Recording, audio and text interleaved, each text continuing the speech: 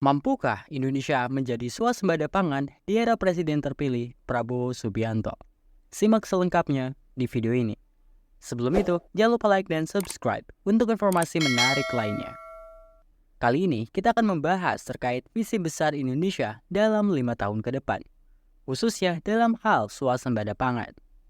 Salah satu tekad Presiden terpilih Prabowo Subianto adalah mewujudkan swasembada pangan nasional.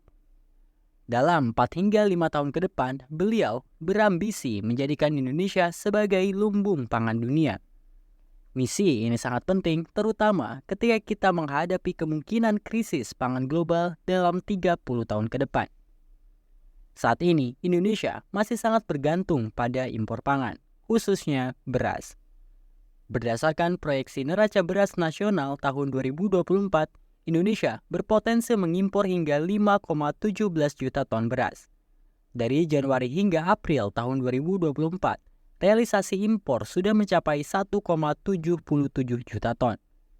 Dan rencana impor untuk sisa tahun ini bisa mencapai 3,40 juta ton.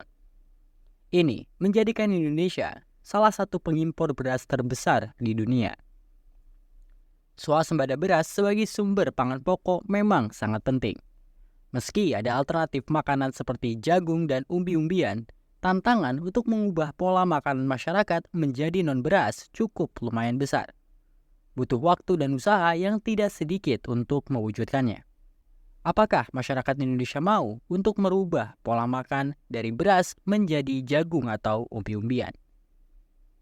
Permasalahan lain yang perlu diperhatikan adalah alih fungsi lahan pertanian dan usia petani yang semakin tua. Rata-rata usia petani di Indonesia sudah di atas 50 tahun.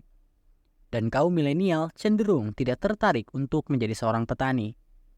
Dan ini bisa memutus rantai generasi petani di tanah air. Mewujudkan swasembada pangan sama strategisnya dengan swasembada energi.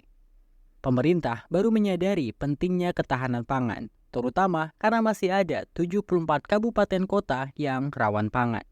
Sesuai dengan amanat UU nomor 18 tahun 2012 dan Perpres 125 tahun 2022, pemerintah berkewajiban menjamin ketersediaan pangan bagi masyarakat.